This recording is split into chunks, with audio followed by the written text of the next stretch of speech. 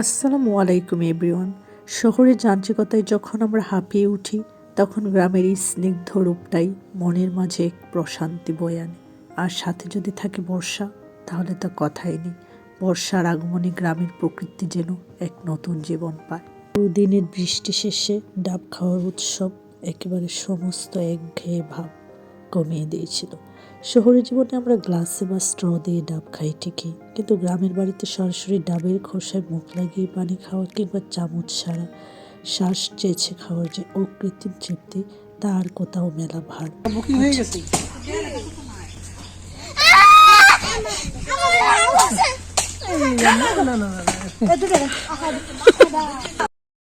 আমাদের বাড়ির বিশেষত্ব মূলত বিভিন্ন ধরনের গাছে ভরপুর। এই গাছের সমারোহ শুধু সৌন্দর্য নয়, বরং বাড়ির তাপমাত্রা শহরের তুলনায় অনেকটা কমিয়ে রাখে।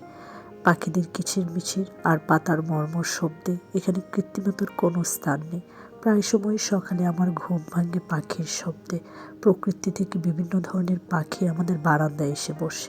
এই দৃশ্যটা সত্যিই অসাধারণ, যা মুখে বর্ণনা করার মতো না। আমাদের ঘরের ঠিক পাশেই আছে বেলি, হাসনাহেনা বা কামিনী ফুলের গাছ। রাতে যার মিষ্টি ঘ্রাণ জানালা দিয়ে ভেতরে এসে ঘুমের আমেজ বাড়িয়ে দেয়। মাঝে মাঝে কেন যেন এই ঘ্রাণটাও একটু বিষাদময় মনে হয়। এক কথায় ইট পাথরের খাঁচার বাইরে এটি একটি প্রশান্তির জগৎ। আমার বোনেরা ব্যস্ততার কারণে তেমন একটা বাড়ি আসতে পারে না, তবে বিশেষ দিনে কখনোই তারা সেটা মিস করে না। পার্টিকুলারলি ঈদের কোনো অকেশন অথবা অন্যান্য যে কোনো অকেশনে তারা বাড়ি আসে। এছাড়াও যখনই অল্প সময় পায় তখনও তারা চলে আসে। তাদের একটা তীব্র টান আছে। সত্যি বলতে নিজের হাতে লাগানো গাছের প্রতি আলাদা একটা টান থাকে, তাই হয়তো ওরা বারবার ছুটে আসে, কারণ সবগুলো গাছই আমার আপুদের হাতের লাগানো। বাড়ির বাগানের এক কোনায় বিভিন্ন ধরনের দোলনা আছে। যার যে ধরনের দোলনা পছন্দ সেখানেই সময় কাটায়। তবে মাঝে মাঝে গ্রামের দুষ্ট ছেলেমেয়েরা আমাদের বাগানে এসে গাছ এবং দোলনা নষ্ট করে ফেলে, কারণ আমাদের বাড়িতে কোনো বাউন্ডারি নেই। আমরা ইচ্ছে করেই মূলত বাউন্ডারি রাখিনি, কারণ বাউন্ডারি হলে একটা আবদ্ধ ভাব চলে আসে। এই ভিডিওটা অন্যান্য ভিডিওগুলো থেকে একটু বেশি দীর্ঘ। শুধুমাত্র অডিয়েন্সের মনোযোগ আকর্ষণ করে আমাদের মূল উদ্দেশ্য না। সাধারণত আমরা ভিডিওগুলোকে ইউটিউবে স্টোর করে থাকি, কারণ আমাদের অনেক মেমোরিজ আছে পারিবারিক। সবগুলো ছবি ভিডিওস গ্যালারিতে রাখা সম্ভব হয় না, সেজন্য আমরা ইউটিউবে দিয়ে থাকি। যা হোক, তো সেদিন আমাদের খাসি জবাই হয়েছিল। যখনই গেট টুগেদার হয় সব সময় খাসি জবাই করা হয়ে থাকে। তাছাড়া ভাইয়ারাও এসেছিল এবং অনেক ধরনের আইটেমস তৈরি করা হয়েছিল। আমার এক বোন ও অনেক ভালো রাঁধতে পারে, তো সবগুলো আইটেম ওই তৈরি করেছিল এবং আমার ছোট বোন এই আইটেমগুলো সার্ভ করে দিচ্ছিল। ডাইনিং টেবিলে বসে একসাথে খাওয়া কেবল ক্ষুধা মেটানোর মাধ্যম নয়, বরং এটি একটি সামাজিক এবং আবেগীয় বন্ধন তৈরির শক্তিশালী মাধ্যম। প্রাত্যহিক জীবনে ব্যস্ততায় যখন আমরা একে অপরের থেকে দূরে সরে যাই, তখন এই খাবার টেবিলেই আমাদের আবার এক সুতোয় বাঁধে। সারাদিনের কর্মব্যস্ততার পর ডাইনিং টেবিলই এমন একটা জায়গা যেখানে সবাই মোবাইল বা ল্যাপটপ সরিয়ে রেখে একে অপরের মুখোমুখি বসে। এই সময়টা কেবল খাবারের নয়, বরং গল্প করার, সারাদিনের অভিজ্ঞতা শেয়ার করার এবং একে অপরের কথা শোনার সুযোগ তৈরি করে। একসাথে বসে খাবার শেয়ার করা মানেই হলো নিজের ব্যক্তিগত সময়টুকু অন্যকে দেয়া। এটি পরিবারের সদস্য বা বন্ধুদের মধ্যে এক ধরনের নিরাপত্তা বোধ তৈরি করে। যখন আমরা একসাথে খাই তখন আমাদের মস্তিষ্ক থেকে অক্সিটোসিন নামক হরমোন নিঃসৃত হয়, যা বিশ্বাস এবং ভালোবাসা বাড়াতে সাহায্য করে। কি খাবার ভাগ করে খাওয়ার মাধ্যমে আমরা একে অপরের রুচি ও পছন্দ সম্পর্কে জানতে পারি। এটি পরোক্ষভাবে সম্মান প্রদর্শনের একটি মাধ্যম। বিশেষ করে বিশেষ কোনো উপলক্ষে সবাই মিলে ঐতিহ্যবাহী কোনো খাবার খাওয়া, তখন সেটি শেকড়ের টান এবং একাত্মকে আরও দৃঢ় করে। চা খাওয়ার মুহূর্তটা আমাদের সবচেয়ে আবেগীয় মুহূর্ত। আমরা যখন একসাথে হই তখন খাওয়ার পরে সবাই মিলে চা খাই এবং গল্প করি। সেটা যে শুধু আমাদের গ্রামের বাড়িতে তাই নয়, যখন যেখানেই আমরা একসাথে হই, অনেক সময় আপুদের বাসায় যখন একসাথে থাকি, সেই মুহূর্তেও আমরা খাবারের পরে চা এবং গল্প করে থাকি। এবং আমার মনে হয় এই মুহূর্তটা আমার জীবনের শ্রেষ্ঠ মুহূর্ত এবং আমরা সবাই এই মুহূর্তগুলোকে খুব বেশি এনজয় করি। সেদিন আমার ছোট বোন চা সার্ভ করছিল এবং সবাই বসেছিল। তো চা খাওয়ার ফাঁকে বিভিন্ন ধরনের গল্প হচ্ছিল, হাসাহাসি, মজা করা। সেই সাথে আমরা বিকেলের প্ল্যানও রেডি করছিলাম, কোথায় বিকেলে ঘুরতে যাওয়া যায়। চায়ের ক্যাফেইন যেমন শরীরকে চনমনে করে, তেমনি পরিবারের সবার সান্নিধ্য মনকে শান্ত করে। সবাই মিলে হাসাহাসি করা বা কোনো বিষয়ে আলোচনা করার ফলে মানসিক চাপ কমে যায়। এক কাপ চা মূলত একটি বাহানা মাত্র, আসল উদ্দেশ্য হলো প্রিয়জনদের সময় দেয়া। এই স্বল্প সময়টুকুই পরিবারের সদস্যদের মধ্যে হৃদ্যতা ও নির্ভরতার শেকড় আরও গভীরে নিয়ে যায়।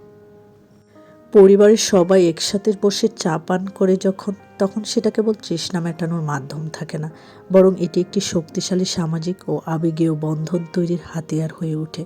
বাঙালির সংস্কৃতিতে চায়ের আড্ডা মানেই প্রাণখোলা কথোপকথন। আমরা বিভিন্ন ধরনের গল্প চালিয়ে যাচ্ছিলাম এবং অতীতে আমরা কী কী করেছি এই ধরনের মেমোরিজগুলো মাঝে মাঝে রিকল করছিলাম। চায়ের আড্ডা শেষে মূলত আমরা কী ধরনের খেলা খেলবো সে প্ল্যান তৈরি করছিলাম। তো এক একজন এক এক ধরনের খেলা পছন্দ করে থাকে। বাচ্চারা চোর পুলিশ নামের একটা খেলা আছে, সেটা পছন্দ করে। তো আমরা সেই খেলার প্রিপারেশনই নিচ্ছিলাম এবং অলরেডি খেলাও শুরু হয়ে গিয়েছিল তখন।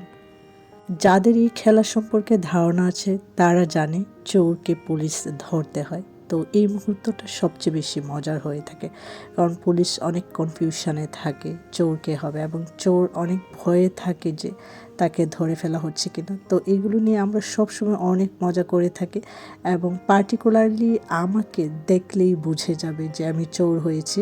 এবং আবার অন্যদের ক্ষেত্রে দেখা যাচ্ছে যে চোর হয়েও এমন ধরনের জেস্চার করে থাকে, বোঝার কোনো উপায় থাকে না যে সে চোর।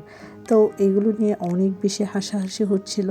আমরা সবসময় যখন এই খেলাটা খেলি সবচেয়ে বেশি মজা হয়ে থাকে। এছাড়াও মাঝে মাঝে আমরা লুডো খেলে থাকি, তবে সেদিন আমরা চোর পুলিশ খেলাটাই খেলছিলাম এবং অনেক বেশি উপভোগ করছিলাম বলা যায়। ছোটরা হেরে গেলে খুবই আবেগীয় মুহূর্ত তৈরি হয়, যেটা সত্যি ভীষণ উপভোগ্য। যা হোক, খেলতে খেলতে আমাদের স্ন্যাক্স নেওয়ার সময় হয়ে এসেছে। আমার আপু অনেক ধরনের ফ্রুটস কেটে দিয়েছিল, আনারস, অরেঞ্জ, ড্রাগন, এছাড়াও আরও অনেক ধরনের ফ্রুটস। আমি এই মুহূর্তে সবগুলো বলতেও পারছি না যদি, তো গল্পও খুঁজছিল। আমার অবশ্য দেশীয় ফল বেশি পছন্দ, তাই সেদিন আমার তেমন একটা ফল খাওয়া হয়নি। তবে কম্পেয়ারলি আমি ড্রাগন ফলটা একটু পছন্দ করে থাকি, কারণ দেশীয় ফলগুলো অনেক সময় একটু তাজা এবং সরাসরি বাগান থেকে আসে, যেখানে প্রিজারভেটিভ বা ফরমালিনের ভয় থাকে না। যা হোক, অবশেষে বিকাল হয়ে আসছিল এবং বিকেলে আমাদের সবচেয়ে পছন্দের জায়গা হচ্ছে এই কালভার্ট। এটা চারপাশে সবুজে ঘিরে রেখেছে।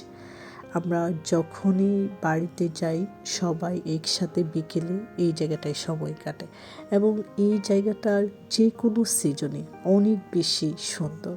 যেমন এখন চারদিকে সবুজ, এই মুহূর্তটা যেমন উপভোগ্য, তেমনি যখন ধান কাটা শেষ হয়ে যায় সেই মুহূর্তটা উপভোগ করা যায়। আমাদের সেদিনটা সত্যি অসাধারণ কেটেছিল। আমার বড় আপুদের দেখলে তো বলারই উপায় নেই যে তারা এই বয়সেও এসে এতটা চিরসবুজ এবং প্রাণচঞ্চল, সবসময় সব কিছুতে জয়েন করে। তারপর রাতে আমাদের জাম্বুরা পার্টি হচ্ছিল। কেউ কেউ জাম্বুরা ভর্তা খাচ্ছিল, আবার কেউ এমনিতেই খোসা ছাড়িয়ে খাচ্ছিল। যাই হোক, আমার অবশ্য ভর্তাটা অনেক বেশি পছন্দ থাকার কারণে আমি একটু ভর্তা করেছিলাম। এবং এই জায়গাটা একটু অন্ধকার ছিল এবং অন্ধকার মুহূর্তটা হচ্ছে ভিন্ন ধরনের একটা সত্যি অনুভূতি তৈরি করেছিল। আমার কাছে ভীষণ ভালো লাগে সন্ধ্যার পরের সময়গুলো, আমি সবচেয়ে বেশি উপভোগ করেছিলাম আমার মনে হয়। যাই হোক, ধন্যবাদ সবাইকে।